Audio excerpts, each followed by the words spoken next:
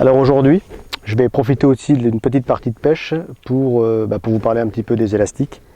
Alors, chacun sait que les élastiques, c'est un des éléments les plus importants de la pêche au cou.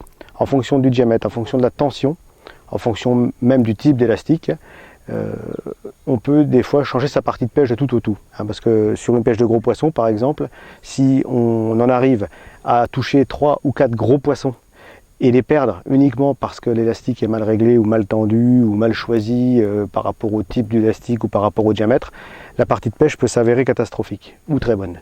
Alors, en matière d'élastique, ce qui existait, je dirais, jusque maintenant, hormis 2-3 petits bricolages maison, c'est de l'élastique plein, que tout le monde connaît. Donc ça existe en différentes versions. Ça existe sur des versions latex, d'autres versions, donc des versions qui sont colorées, ou en latex des versions non colorées. Ensuite, ce qu'on appelle le holo élastique, donc l'élastique creux tout simplement, qui est surtout utilisé pour les pêches de carpe, mais qui est un excellent élastique pour les pêches de brème aussi sur les rivières. Et depuis, je dirais, quelques mois, est arrivé sur le marché de l'élastique tressé. Alors bien sûr, c'est pas une nouveauté en soi dans l'absolu, parce que des gens ont déjà tressé des élastiques et toutes ces choses-là, mais c'est vrai que dans le commerce, ça n'existait pas vraiment. Et donc, cet élastique, il a comme intérêt de venir se positionner au niveau utilisation entre un plein et un creux. Alors c'est vrai que certains vont dire ouais, mais tout ça on pousse le détail un petit peu trop loin et tout, mais il faut savoir que à la pêche tout est question de détail et l'élastique comme le reste. Donc au niveau de l'élastique tressé, comme un autre élastique, on le passe alors bien sûr dans 2 éléments. J'ai enlevé le sillon parce qu'on est quand même sur des diamètres assez gros, donc j'ai enlevé le sillon, je vais directement dans le porte-sillon avec une tulipe interne que je colle bien sûr. Comme sur un autre, au niveau de la base, j'utilise des cônes plus échelle, d'autres utilisent des bases mixtes, des choses comme ça. Moi j'aime bien ce système parce que ça se fait avec une clé, tout simplement.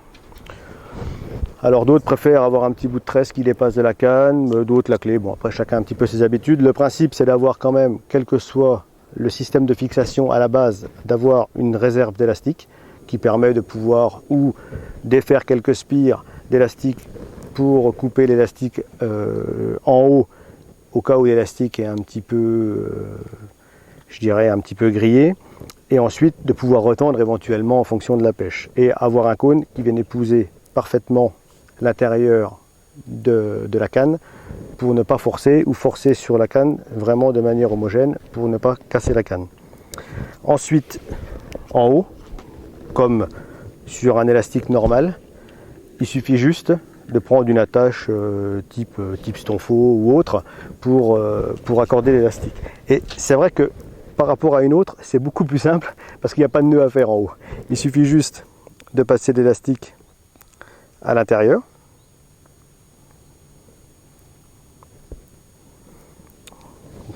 De le repasser encore à l'intérieur là.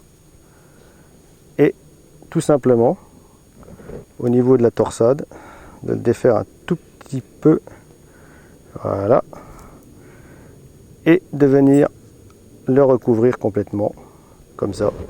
Et donc là, pas de risque d'avoir en plus l'élastique qui glisse au niveau du nœud ou quelque chose comme ça. Le nœud se fera à la base. C'est vrai qu'au niveau du raccord, c'est hyper simple.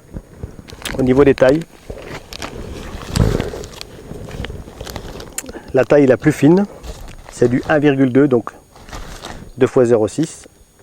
Après, on passe sur du 1,4, 1,6, 1,8, 2, 2,4 et 2,8. Donc 2,8 évidemment, ça va être pour pêcher vraiment les carpes. Et les tailles, je dirais, normalement utilisées pour pêcher les pêches de gardon, les pêches de brème, enfin vont aller de 1,2, on va dire jusqu'à 1,8, ça va être quand même les tailles qui vont être utilisées sur des rivières lentes, sur des étangs ou des choses comme ça, sur des pêches de beaux poissons.